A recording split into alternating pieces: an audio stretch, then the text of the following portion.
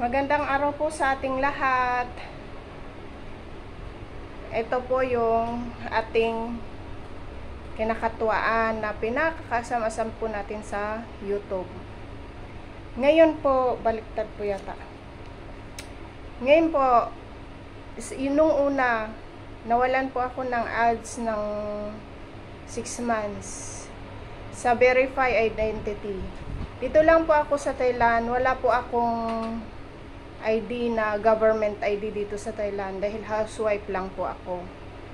May mga IDs, government IDs po ako pero Philippine passport at saka SS ID ng Pilipinas din, SS ng Pilipinas.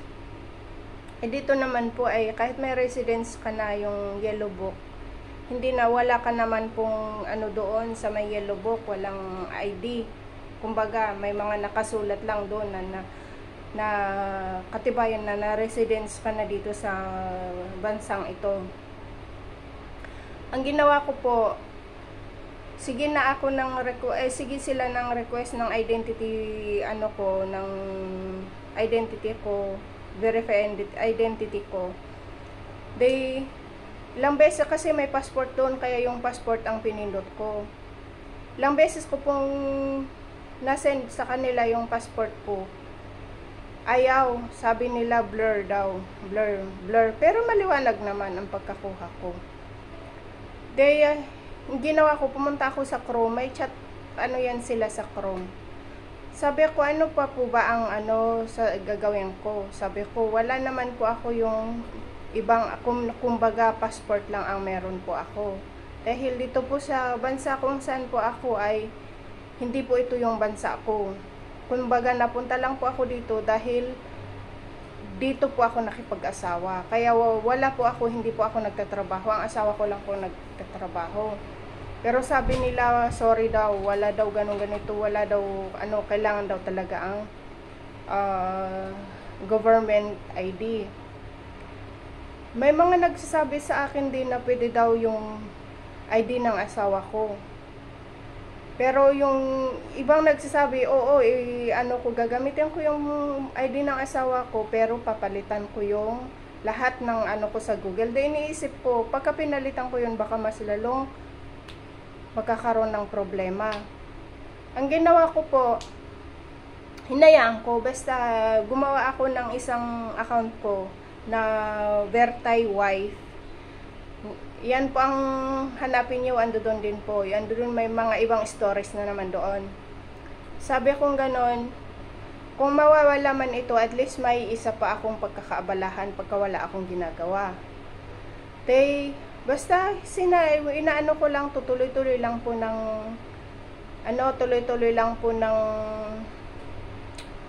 ng upload dito sa Nevera Domingo na YT na to. Sige, tuloy-tuloy lang po. After 6 months, nag-email sa akin si YT. Nag-update sila sa YouTube. Nung nag-update sila, ayun na-update na lahat. Nag-email. Tumaas ng yung within 6 months, tumaas na yung mga viewers ko, tumaas yung subscribers ko. Mahigit ng 2,000. Kinaklik ko, ang dami, may mga na sabing i-click ko. Naklik ko yun, yung sinasabing i-click ko. Pagtingin ko, sabi niya na nag-update daw. Then ginawa ko, dali-dali ako nagpunta sa Chrome, nag-chat ako doon. Sabi ko, ano pa bang gusto gagawin ko dito? Kasi nag-send ako ng mga IDs ko. Ang hinahanap niyo po ay government ID. Tapos sabi niya, hindi niya alam. Sabi niya, asan yung PIN? Sabi ko, wala pa po akong PIN. Di po ba nag-chat ako noon, hinahanapan niyo ako ng PIN. Wala siyang alam, kaya pumasok sa isip ko, baka umiba na ang nagtatrabaho sa Google AdSense. Kasi hindi niya talaga alam yung mga pero yung iba kahit anong sinong kausapin ko noon nung bago nag 6 months yung itong YouTube ko, kahit sino kausapin ko, alam na nila dahil naka-attach pala, naka-ano sa computer nila, ando doon lahat yung mga sinasabi kong conversation namin. Then ang ano ko, sabi niya, bakit ano, tapos pinuntahan niya yung ano ko, yung YouTube ko, tiningnan niya lahat yung nasa YouTube. Sabi niya, okay naman yung mga uploads mo, content mo, sarili mo naman upload yun. Sabi ko, opo. Pero ang hinahanap na po talaga nila is nasa identity verification po ako. Kaya po ako nawalan, nag-error na po. Hindi ko na po mabuksan. Ngayon, ang ginawa niya, sabi niya, kung gusto mo pang itong matuloy-tuloy mo na makuha tong YouTube mo, gumawa ka ng tawag dito ng pindutin, may katabi yung error na yon, pindutin mo yon, tapos pumunta ka sa may maisesend yan, magsesend na parang verify mo para mabuksan mo, mapupunta ka sa mabubuksan mo yung para makagawa ka ng ibang Google account. Pero yan, naka-attach na yan dyan sa sa YouTube mo, sa may Google mo. Din ginawa ko, pagkatapos namin nag-usap, ang ginawa ko, dali ako nagpunta sa GC namin. Sabi ko, di po ba yun sa GC namin na may isa kaming GC na ganun din ang ginawa. Sabi niya, oo. Pero ang tinuturo nila doon, papalitan ko daw kung ano yung ginawa ko na Google doon sa yung bagong Google na nakatouch doon dito sa YouTube ko kay Nevera Domingo. Papalitan ko daw ng pangalan na doon kailangan kong yung kasi ID ng asawa ko ang gagamitin ko. Kailangan daw sa asawa ko. Then nagpunta uli ako doon, bumalik po ako ng Chrome. Kinausap ko, sabi ko, hindi ko po ba papalitan yung dati ko ng account noon? Sabi niya, no, because you will broke the rules of our Google. Sabi niya, ganun, baka mas lalong mawala yan, masasayang yung Google mo. Sabi niya, ang YouTube account mo, sabi niya. Ang ginawa ko, sabi niya, pagka gusto mo, ito lang ang gawin mo. Sundin mo lahat itong sinabi ko, yung una natin pinag-usapan. Sundan mo po lahat yun. Isundan mo lahat yun. Magiging okay yung itong account mo. Sabi niya ganun. Then ginawa ko, gumawa ako ng doon. Gumawa ako ng Google na account na isa. Nakalink yung Google account ko na Nevera Domingo. Then nung ginawa ko yun lahat, after 1 week, doon na-accept na. Dito ang tuwa ko. Ang ginawa ko, na ako, tapos ayun sige ako ng upload, sige ako ng andiyan na yung yung hiningi na nila yung ID. Tapos ang pinindot ko doon yung national ID, para yung national ID ng asawa ko ang bibigyan ko. Yun ang binigay ko. Naging na-accept nila. Kaya nung ito naman PIN. Nasa PIN na po tayo ngayon. Dahil sa doon na nga kaba ko, doon na lahat ng baka mamaya ganito na naman. Stress ako dito sa account ko na to. Alam niyo po ba, guys? Ang ginawa ko, pumuli. Pagdating na naman mo pumuli dahil nag-okay na yung verify identity ko. Ito naman ang Google AdSense naman na, itong PIN, para sa PIN na. Dahil pero may yung kasi yung account ko na yan, may more than $15 na. Kaya sandali lang, hindi na nila hinintay na mag $10 yung ko, ng threshold ko. Yung ginawa ko, nag-send sila ng email na kailangan ko na mag-request para sa PIN sa sa address naman na.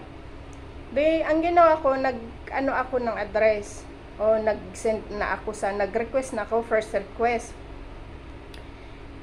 Hinintay ko, nagtanong ako dun sa mga kaibigan ko. Nagtanong ako sa kaibigan ko. Sabi niya, hintayin mo hanggang mag 2 weeks. Pero pagka wala pang 2 weeks, mag-request ka ulit.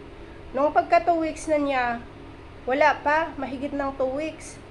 Then nag-request ako, yung lumabas na nakasulat doon, kailangan pala 3 weeks. Kaya huwag po kayong magre-request ng 2 weeks. Hindi, huwag po kayong mas maganda na lang po, diyan kayo tumingin sa policy, sa help center ng YouTube.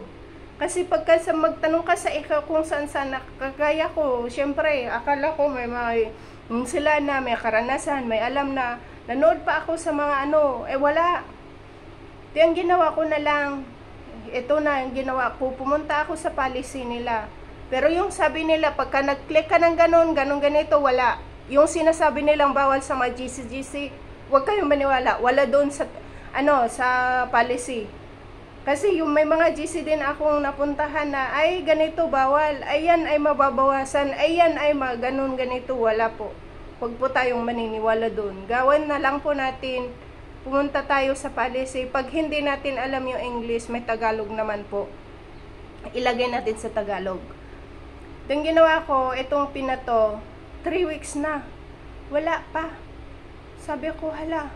Then ginawa ko na yung asawa ko. Sabi ko, pumunta na tayo doon sa post office. Pumunta na kami sa post office.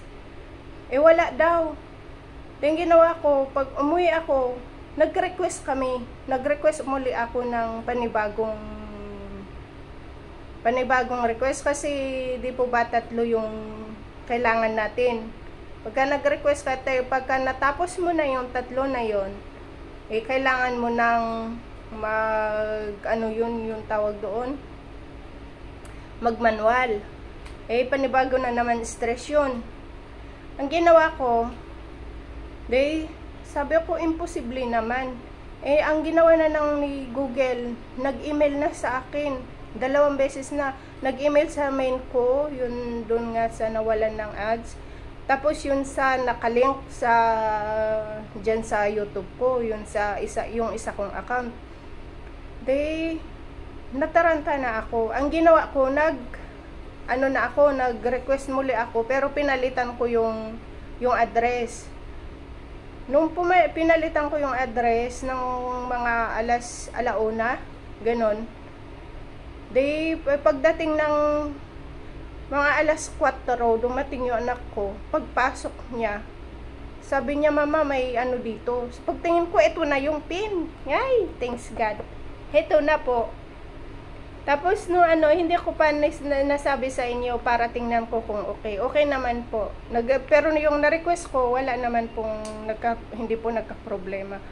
Kaya sa inyo, pagka nag-request kayo, yung unang pagka dumating nag-request po kayo yung na-request nyo nung una dumating, yun na ang gagamitin nyo, hindi naman nawala naman ng problema.